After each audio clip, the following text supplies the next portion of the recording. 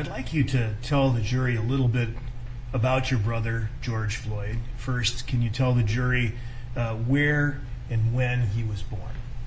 He was born in Fayetteville, North Carolina, but he left at a young age.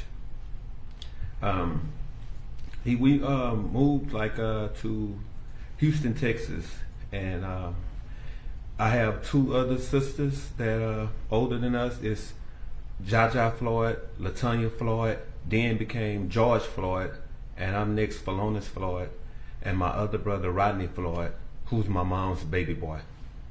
But if you all were there in our house, you'll see George had lines on the wall because he will always measure with his height, trying to see how tall he is, because he wanted to be taller all the time because he loved sports, so he always wanted to be the best.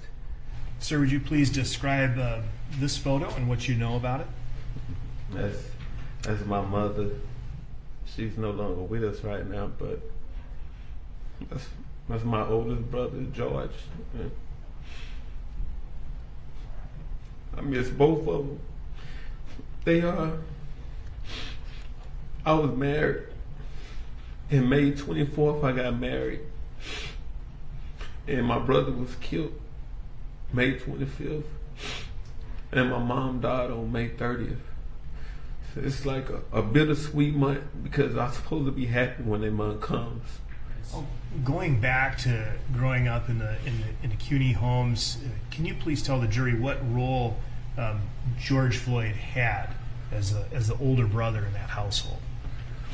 He was so much of a leader to us in the household. He would always make sure that we had our clothes for school.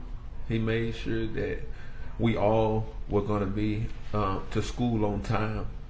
And like I told you, George couldn't cook, but he'll make sure you have a snack or something to get in the morning. But he was one of those people in the community that when they had church outside, people would attend church just because he was there. Nobody would go out there until they seen him. And he just was like a person that everybody loved around the community. He just knew how to make people feel better. He went to school at Blackshear Elementary, and from Blackshear it was Ryan Middle School, and from Ryan it was Jack Gates High School, where he excelled in sports and basketball and football.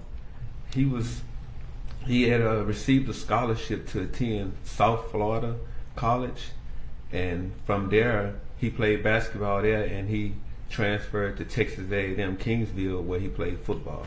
Right. Approximately how old would George Floyd have been when this picture was taken? It looked like 18 or 17 at that time. And you talked about basketball and playing basketball. If I can show Exhibit 287 to the witness. Do you recognize this photo? Yes, sir. Is there a picture of your brother in this photo? Yeah, he's number 5, South Florida, all the way in the left-hand corner. South Florida was a community college. I'm looking at it. I noticed a whole bunch of the ball players because I met a lot of them coming up. Did George Floyd maintain his level of fitness and love of basketball throughout his life? Yes, sir. He loved to work out. He loved playing basketball. He loved teaching people the game of basketball. That's, to me, where I really learned how to play from him, because he guided a lot of guys on the court and showed them what they need to do to be better. And when he would talk about playing basketball, would he use any particular term or phrase? Oh, he said, "Hey, man, let's go hooping," and we will always say, "Come on, let's go." We always went hooping, and you have to hoop every day, because if you don't go and shoot a whole bunch of shots, like 50 to 100 shots a day, my brother will always say, you'll never be able to compete. And hooping was big because Magic, you had to watch the stars. We watched Michael, we watched Magic, we watched everybody hoop every day. And if you could take that down, you indicated that George Floyd was also interested in football, or had a passion for football. Is that right? Yes, sir. Would he play catch with you? He would play catch with us. It's funny how I always thought that my brother couldn't throw, but he never intended to throw the ball to me. He will always throw it at an angle where I have to go chase it and jump for it or dive for it. And I came up to him one day, I said, man, I see why you play tight end and stuff, because you can't throw it all. And he was like, I don't want to throw the ball to you, because if I throw it to you, you'll never understand and you have to go get the ball. He said, the ball should never come to you. You should always tell yourself, I'm going to go get the football, because you have to attack the ball. That's what he told me. Sir, was your brother a father? Yes, sir. I'm going to show you what's been marked for identification as Exhibit 290. And what's his daughter's name? Gianna. How old is she now? 7.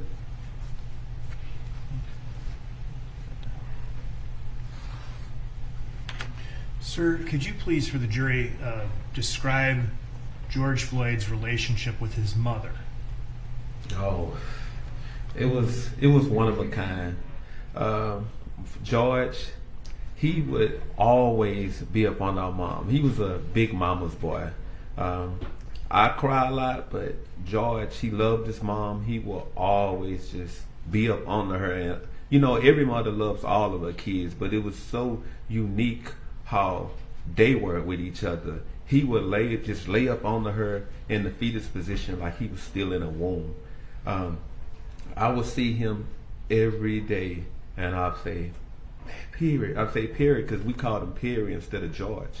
And he would always say, hold on, let me kiss mama before I come over there. And being around him, he showed us like how to treat our mom and how to respect our mom. He loved her so dearly. And when George, he had found out that my mom was passing because she had to stay with us for hospice, and he was talking to her over the phone, but she perished before he even came down here. So that right there, it hurt him a lot. And when we went to the funeral, it's just, George just sat there at the casket over and over again. He would just say, mama, mama, over and over again. And I didn't know what to tell him, because I was in pain too. We all were hurting. And he was just kissing her and just kissing her. He didn't want to leave the casket.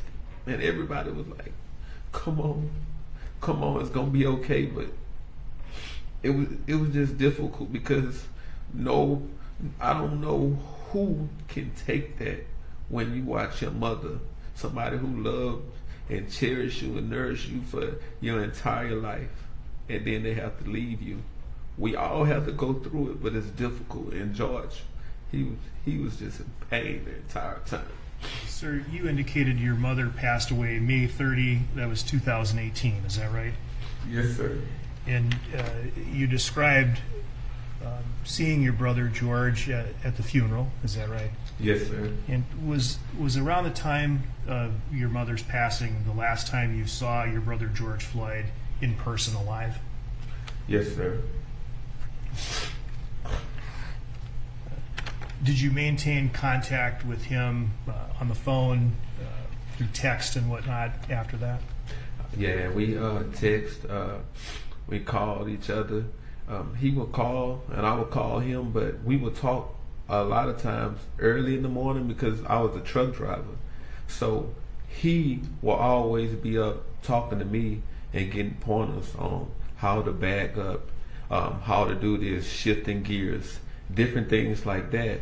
And I had great teachers, so I would also just explain to him what he needed to do, and that level to get to that next tier, that's what he would do. He would just listen, and he became a student, and I always had to ask him for advice because it was my big brother.